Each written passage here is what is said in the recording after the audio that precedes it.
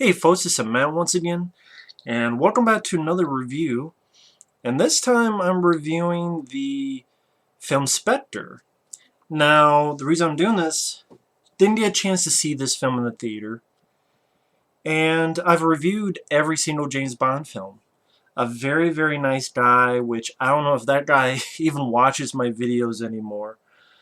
Um, Sometimes that's the thing, when you get these insane gifts, you kind of wonder, did I piss him off somehow without knowing it? Do they ever watch my videos anymore? You know, thank you for the big gift.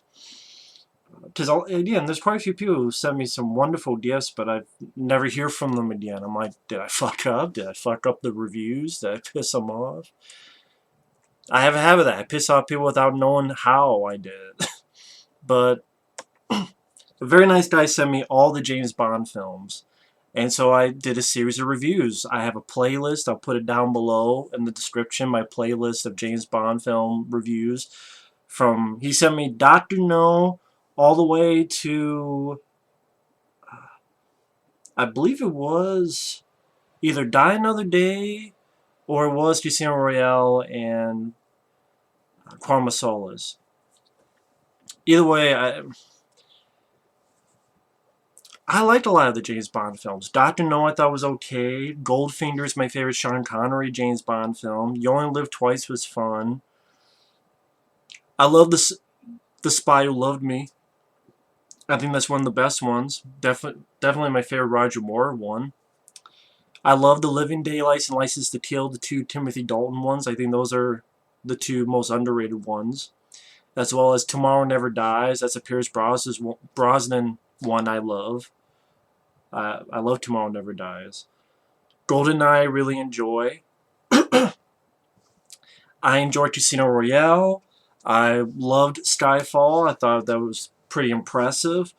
I even liked Quantum of Solace. I thought Quantum of Solace, it has some choppy editing. Well, not editing, but like choppy action, which wasn't that what I prefer. But it's still, I liked the finale of Quantum of Solace, and I thought it felt like one of the, at least the recent Bond films, it felt one of the shorter ones.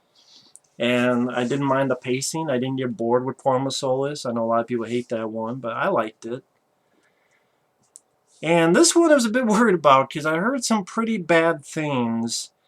And I can understand that after watching it. I don't love Spectre. I don't hate Spectre.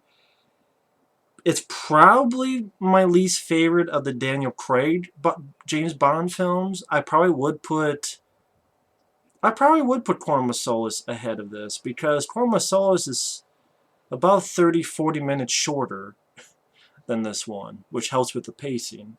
And I remember liking the Quantum of Solace finale a lot more than this one. Like Quantum of Solace finale in that building and explosions. And I did a review for it, so you can find more in-depth as to why. Again, I'll put the playlist down below in the description. And I'll add this to it because now I've reviewed all the James Bond films after this. I like Daniel Craig. I think he does a good job as James Bond. Sam Mendes comes back. I thought he did a much better job with Skyfall. Here, it's a hit and miss movie for me. Christoph Waltz is the bad guy, the dude Blofeld. I thought he did a good job. I thought he did fine. Not as good as Javier Bardem in the previous film, but I think Christoph Waltz was better than the villain in Casino Royale or Quantum of Solace. So I thought Christoph Waltz did fine. His backstory, I know some people make comparisons to Austin Powers 3 Gold member. I'll be honest, I don't even fucking remember Austin Powers 3 that much. Because I didn't like it. Isn't that the one that Tom Cruise and Dan DeVito has like a cameo at the beginning? The first two Austin Powers film I could deal with. The third film I didn't care for, so I guess that's why it didn't bother me. The whole, well, Spectre, like, coordinated everything. I'm like, that doesn't bother me because that was a big thing in the Sean Connery ones, from Dr. No to, I think Diamonds Are Forever is the last one. Because I know Spectre, they got in some copyright, because that was a big thing, the novel Thunderball, I believe, and then Blofeld appeared one more time, and I believe For Your Eyes Only. I love that one with Roger Moore. That's one of my favorite. That's probably my second favorite Roger Moore one after Spy Who Loved Me. Is For Your Eyes Only. That's a really good one. That's an underrated one because no one mentions it. And the beginning of For Your Eyes Only reminded me of this one because it dealt with a helicopter. I think the action scenes are well done. I enjoy the action scenes. Batista as a henchman, he had one line which, to be honest, I didn't really understand what the fuck he said. I think he said shit or shoot. I'm like, did he say shit or shoot? He sounded dubbed, too. I don't know what... I thought it was pretty awkward. I'm like... I didn't even... Again, I took me like, did he say shoot? It's like, shoot. I mean, did he say shit or shoot? Shoot, shit. Shit. Like, I don't know. But he had a good presence as a henchman. Had a good fight with Daniel Craig. I remember hearing that Daniel Craig was in definite pain during this film. But I thought he handled the... I guess there's not too much fisticuffs, so maybe that's why. But I thought he handled the action scenes well. I know my friend Mike really hated the film. He was really disappointed because he didn't like the fact they were trying to go back to the Sean Connery ones. I disagree with Mike on that. I'm fine with that because I love the realistic James Bond, which Daniel Craig didn't start that. Timothy Dalton did. Hell, some people would say On Her Majesty's Secret Service started that. But I mean, I love Living Daylights and License to Kill. If you're talking about realistic, I would say those are probably some of my favorites.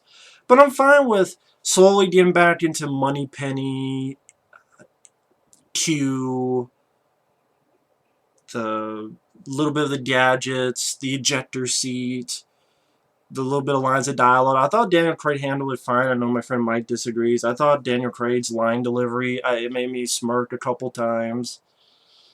You get to see the old classic James Bond car before the end credits. So there are elements I like. It's just, on the flip side, it's too long. Skyfall's a long movie, but Skyfall I felt went at a better pace. Skyfall, I thought Skyfall, the action scenes, although I do overall like the action scenes in this one, the action scenes in Skyfall I felt more intricate. I felt they were bigger. I felt they were more holy shit element. And definitely the finale. I mean, the finale of Skyfall where it's on that house in the middle of nowhere and there's like little traps and James Bond's like an old school shotgun and such. I believe it's a shotgun. People coming out of the woodwork.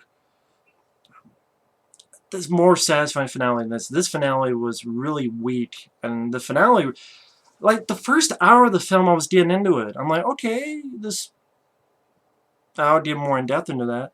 But when he met, I know when it fell apart for me, when he met this girl who I thought was a shitty actress, one of the worst Bond girls ever. What the fuck was her name? Leah... fucking gives a shit. That's her name. Who gives a shit? I wrote it down because I knew I'd forget. And I forgot where the fuck I put it. So, yeah, Leah Seydoux. I think she was in Inglourious Bastards. And she was in Mission Impossible Ghost Protocol. Great! A Mission Impossible film I don't like. I prefer Rogue Nation. I thought Mission Impossible Rogue Nation was a really good movie. Much better than Ghost Protocol. Rogue Nation was definitely a better movie than this. I kind of Rogue Nation was sort of doing this plot in a very, very vague way. But Rogue Nation, Mission Impossible Rogue Nation, I thought had a better pace, more excitement. It wasn't as slow or boring or tedious. Because, like, the good guys, and then, like, this organization of bad guys. But, of course, really, this is, again, an ode to the old James Bond film. So, technically, you say James Bond did it first. But when he met that girl, first off, that girl sucks. She has no charisma, has no chemistry with Daniel Craig. She sucked as an actress. It was funny, there's another actress, Monica Bellucci, and when I saw her, I went, oh, she's the Bond girl. And then it's like, oh, she disappeared. Where the fuck is she? Oh, she's not the Bond girl? Okay. Oh, it's this girl? What the fuck? This girl sucks. Bring back Monica Bellucci. She's better than this chick. I don't buy her falling in love with James Bond. She looks like a piece of wood, a piece of stick floating in the wind. It doesn't show her tits. No, well, no one shows their tits in James Bond. I'm just kidding. But she just was, she was a block of wood. She was boring as fuck. And the movie was boring, not just because of her, but it just after the hour it was trying to get into it, and then it just stalled. It stalled with, I gotta protect you. And then it's just being bored until an action scene happens. Oh, cool, the action scene, I like it. And then being bored again. And then, oh, there's action scene. Then being bored again. And then you get a finale that was just lame duck fuck of a finale. I gotta go in more in depth to explain. I remember hearing like Pierce Brosnan didn't like the film, and I'm like, I'm not a big fan of this movie, but at the same time, Pierce, you did Die Another Day. And I will say I like this more than Die Another Day or The World Is Not Enough. Those are two James Bond films I did rant on. I would say I like this more than those. But I definitely think Casino Royale is better. Skyfall was definitely better. It just, Javier Bardem, I like Christoph Waltz, but Javier Bardem just got me intrigued more. It seemed like the plot went a bit faster. It seemed like I was a bit more interested in what the fuck was going on. And it just, the action scenes, they felt bigger, they felt more intricate, they felt more, especially in the finale. Just to jump in ahead, the finale is just, Mr. Bond, I have a bomb. You must rescue this girl or the bomb will go off. He rescues the girl, then for some reason there's a fucking net at the bottom. I don't know where the fuck the net came from. Where did the net come from? Did I miss that? If I missed it, sincerely, if I missed it, please explain. In the comments, please explain where the net came from. Blofeld put it. Why the fuck would Blofeld put it there? It made James Bond live, and then he got caught. It just makes him a fucking idiot. So where did the net come from? He jumps down, they run, they get on a boat, shoot the helicopter down, and that's the finale. That's literally the finale. Then you look at Skyfall, you look at, hell, Quantum of Solace, which a lot of people talk shit. If you don't like the film, that's fine, and some of the action is choppy, it is. But that finale in that, I forget what the hell the building's called, it felt like more was happening at the end of Quantum of Solace. I definitely say I prefer that over this. It went at a better pace. And I will say the choppy action is definitely not as bad as fucking Olivier Megaton, so maybe I've gotten used to it. But going back, the opening was fine. You have this one long shot. It's Mexico City. It's the Day of the Dead. People have costumes for the skeletons. They do it, a lot of this in one shot. Which is okay, that's cool. I mean, I thought it was one shot because something really exciting was going to happen, a la Children of Men. If you've seen Children of Men, you know what I'm talking about. But no, it's just him and James Bond in a skeleton costume with a girl. They go up to the top of the building. He's like, just a bit. He's ready to, he gets on top of a building. But okay, doing one shot, that's cool. He's sniping, shooting some folks through a window. Something blows up. He runs as part of this building falls. He falls to the ground onto a couch that's on there. And then, yeah, there's a decent action scene where he gets on a chopper. He's punching the guy. And it looks like a lot of practical usage of a helicopter.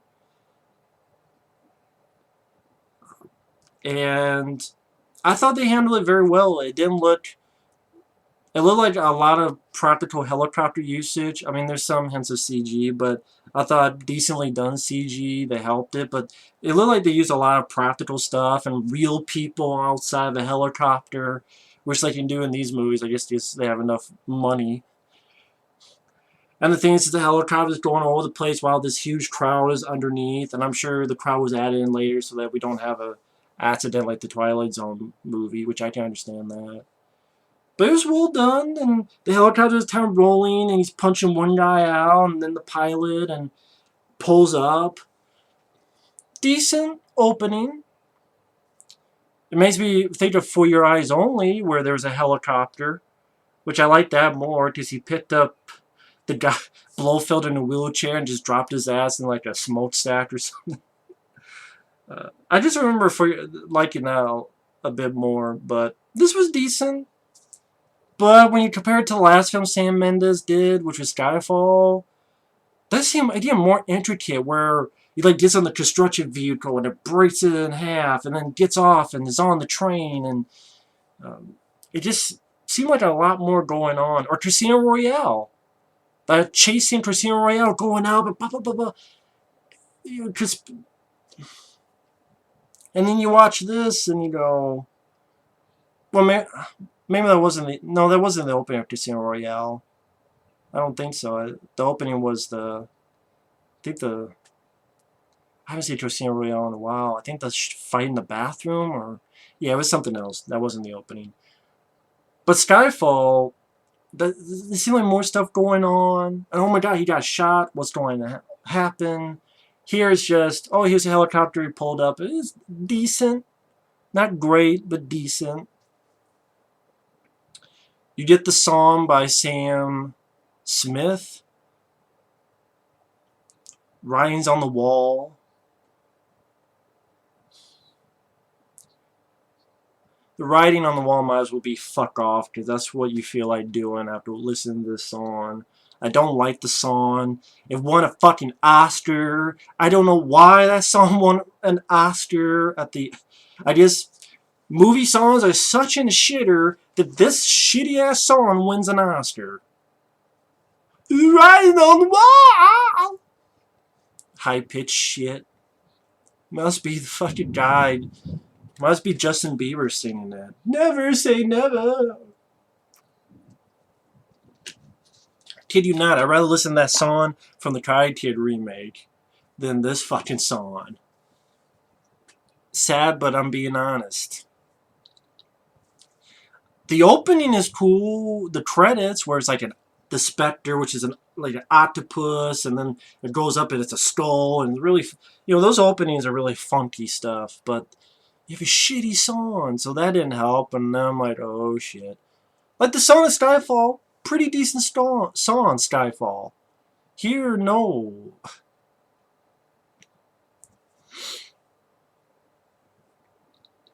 But I was kind of interested in the opening action scene is decent. The visuals of the credits was cool to watch. The premise where it's right after Skyfall, James Bond gets footage from Judi Dench that if she dies, you have to kill this person. Shows the Moneypenny. I like the actress who plays Moneypenny. I liked her in Skyfall. Nice to see her back. I thought she's a good addition. The young guy that plays Q, I think he does a good enough job. He's not annoying. He's not irritating. He's a good addition. I like the little bits of humor, levity. I think Daniel Craig does perfectly fine in that. For example, there's this car meant for another Agent 009, and then the Q's trying to look for it, and then it's gone. James Bond stole it. He just left like a bottle of champagne and some ice. I kind of smirked. That felt like an old James Bond thing to do. Meets with someone at a funeral, Monica Bellucci, and she goes, "Can't you see I'm grieving?" And I'm thinking, no, because you're being a little bit stiff in this scene, and there's a veil over you. And then James Bond said what I was thinking. He said, no. So I was laughing to myself, because like, holy shit, I thought the same thing James Bond did. Meets with Monica Bellucci, who is a widow of the guy he killed in Mexico. Entices her, seduces her, gets to know about Spectre. That's the last we see of her. I'm like, She's not the best actress, but she's a hell of a lot fucking better than fucking girl we're going to get. Goes to a Spectre meeting. We get the introduction of Batista, who just beats the shit out of a guy and puts his thumbs into a guy's eye. I'm like, oh shit, okay. Batista, the silent type. He's not fucking around. Okay, that's a good henchman. I'm fine with that. And Christoph Waltz, I thought he did a good job. He had good line delivery. I like the idea that he has a history with Bond. I know people got pissed off with this. I like the fact that because there were elements. Well, you had to wonder why they brought up his family in Skyfall, and then at least there's something here where James Bond's parents were dead, but he was raised by a guy, and that guy's actual son was Christoph Waltz, who you find out later killed that guy, and James Bond, like the good guy and the bad guy, are pretty much half brothers. I know people are like, well, it's Austin Powers 3. I'm like, I don't give a shit. Fuck Austin Powers 3. I think Austin Powers 3 is a piece of shit. I like the first two Austin Powers, but I think 3 is a piece of shit, so I'm fine. I'd rather watch this than Austin Powers 3. Because at least there's some good action scenes. I like Batista. I like Daniel Craig. But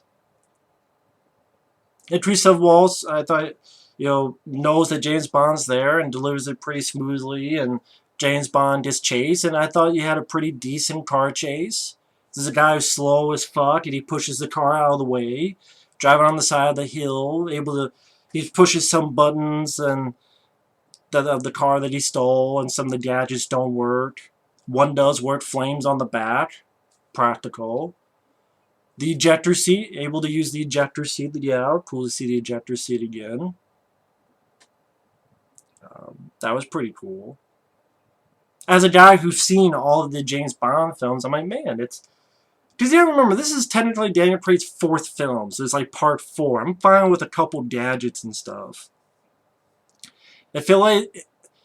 I mean, hell, the last time was Die Another Day, and that was a piece of shit. And when it was Die Another Day, what year? It's like, hey, I'm yearning for some of this stuff. It doesn't mean you have to go overboard like Die Another Day, and this film didn't do that. I'm fine with a couple little gadgets. I'm fine with it. Please, feel free. Mission Impossible can do it. Why can't James Bond do it? Road Nation, I thought, did it and had some fun stuff. This can do it. Just Road Nation went at a better pace. But this bit, I'm fine. Okay, Judi Dench told him to go here. He goes to here. Here's this crime element, Spectre. He just chased, decent car chase, ejector seat. Then this is maybe 50 minutes in, or an hour, and this is when it's like, oh shit.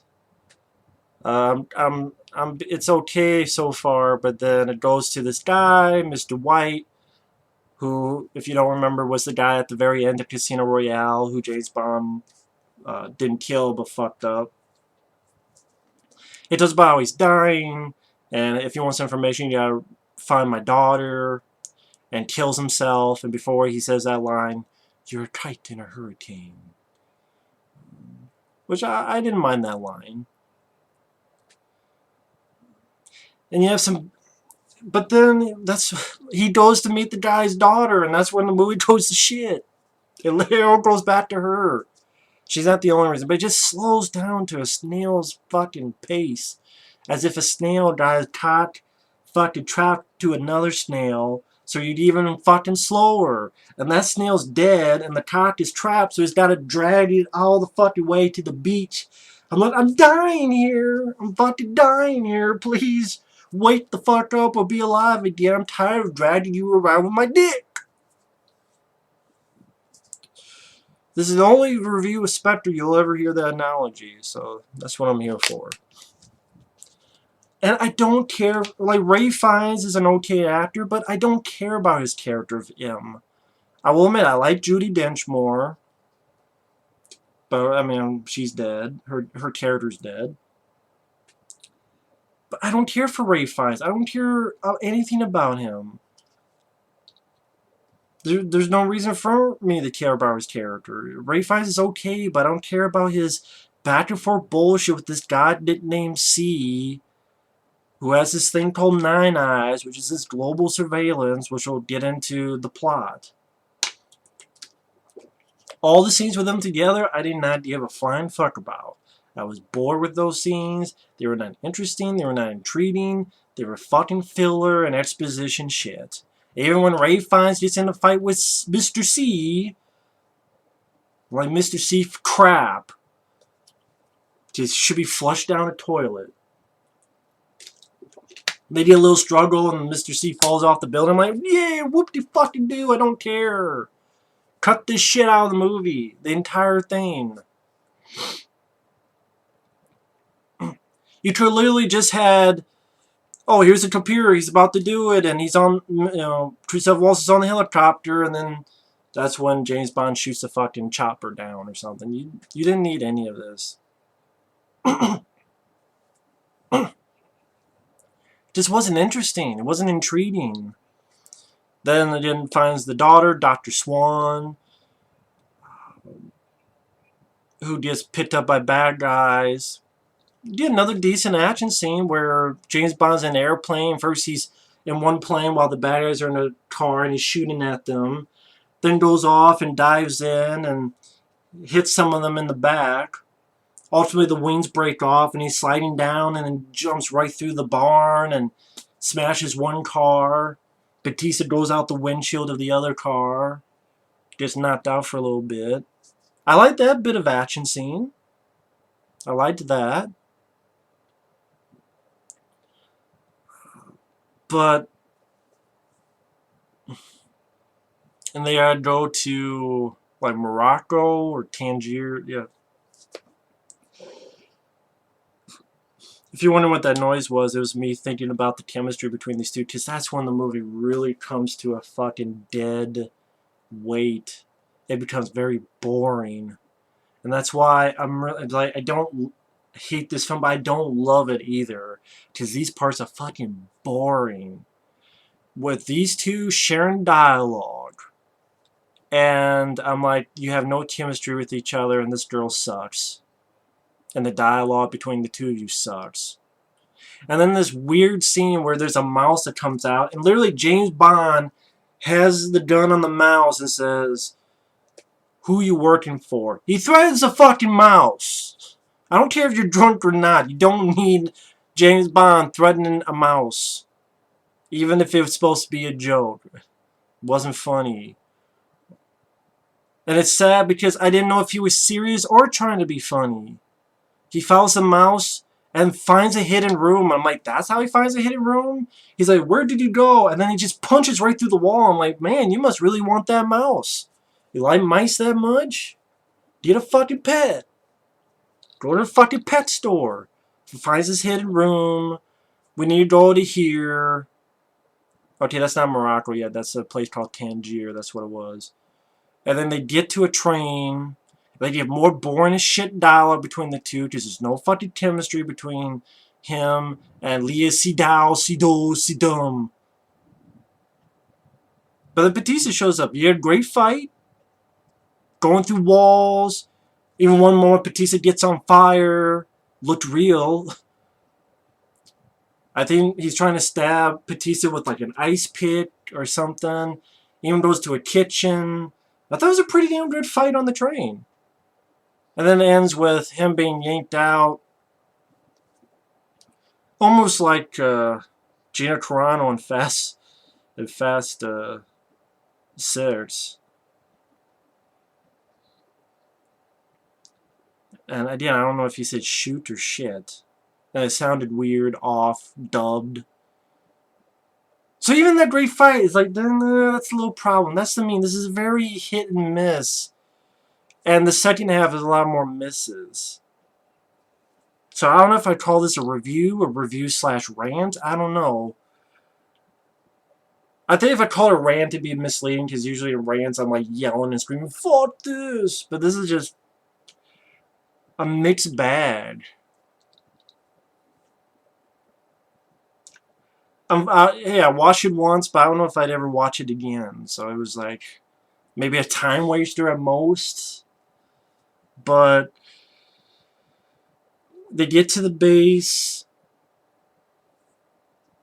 Blofeld tells a story like the classic James Bond villains that wanted MI6 to go down so that the surveillance thing will go up and they'll get all the information they want. Bond gets put into a chair and tortured, which is kind of like, shit, you know, these fucking things literally go right into Daniel Craig's head. He has his watch, able to blow it up, yeah, they shoot a couple guys, shoot up, and then like blows up the entire place. I'm like, wow, that was easy. I mean, I liked a little bit of action, but it's like, wow, that was easy. You shot this one thing, like the whole thing fucking blew up. I'm like, wow, that didn't take much. They get back to London. They talk to Ray Fiennes. Bond and the girl get abducted while M escapes and goes with Q to stop the Moneypenny's coming around, but I don't know what the fuck she does. She doesn't really do anything, now that I think about it. Why is Moneypenny coming along in the vehicle, but then she, like, disappears? So what the fuck was the point? Well, she was there for no reason? Because then she doesn't show up ever again? At least that I remember. I'm like, wow, they wasted that character. I don't think she died, but they wasted her, like, they didn't have her do anything. Q, of course, stops the surveillance thing, and M gets in the struggle with C. I'm like, see you later, fuck y'all, I don't care. And then Bond is taken, and then let go in the old MI6 building. And this is really strange. He then goes through this, like, not a maze, but he goes through one, and then the shooting range comes down. And then there's, like, it's a shooting range with a picture of Daniel Craig on each of them. Then he goes in another room, and there's, like, empty cells with a picture of the people who die, like the villains and Judi Dench and the girl from Casino Royale. And I'm like, this is making me think of The Man with the Golden Gun. The ending to that. And that's not a good thing, because that was one of my least favorite Roger Moore ones.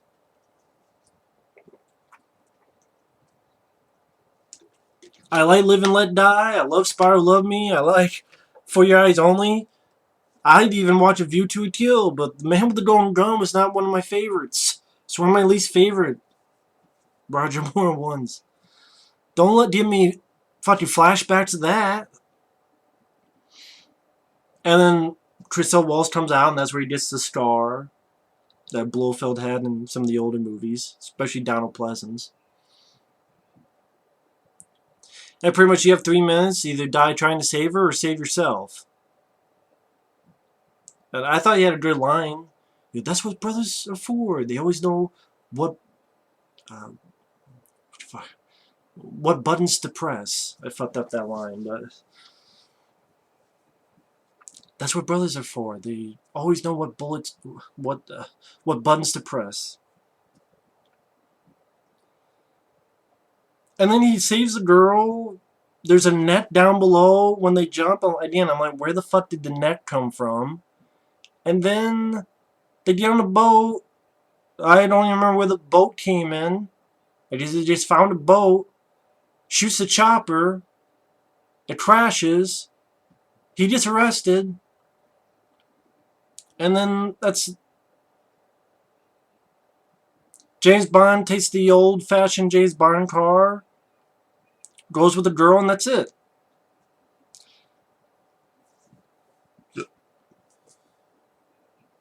Again, the first hour of this movie, I'm okay with. Christoph Waltz I like. Daniel Craig I like. The action scenes, when they happen, I don't mind. I think they're pretty decent. Fight with Batista. But, man, after that hour, that Dr. Swan, Leah girl, was horrible. She was a block of wood. She had no chemistry with Daniel Craig. The plot stuttered and stalled, and I swear 30 minutes of this film could have been taken out. But really, if you took that first hour and then you take the other half and just, I don't know, edit a bunch of shit, just put all the action scenes together, and or have a better finale. Maybe if it had a better finale, it would leave a better taste. Just like, okay, this slow-ass middle, but have a good blasting finale, and then it's just some weird shit. Like, what? Is Christoph like 10 steps away from being Jigsaw? Here's a girl, I jump into a net that appeared out of fucking nowhere. Here's a chopper. That's it. I'm like, that's it? Lame. Limp dick ending. The boring middle, the third act, and the shit with Ray Fiennes and Mr. C. I'd say another word. Cunt. Mr. Cunt. Face. Fuck it, I'm not PC. It's just a word. Relax. I see you next Tuesday. C-U-N-T. He is a cunt. Fuck this fucking finale. If you're upset by that word, relax. It's just a word. That made me pissed off from this shitty finale. But yeah, action scenes, Daniel Craig, Christoph Waltz, first hour, cool. The fucking girl, the stalling slow of the ass of the plot, stuttering. It's like after the hour when he meets the girl, it's like doesn't know where the fuck he wants to go. It's just, and then we're in Morocco, and then the whole thing. Fuck, the whole ending could have. Take away the Ray Fiennes, take away the C shit, take away the whole global surveillance, have it be in that base in Morocco, in the desert.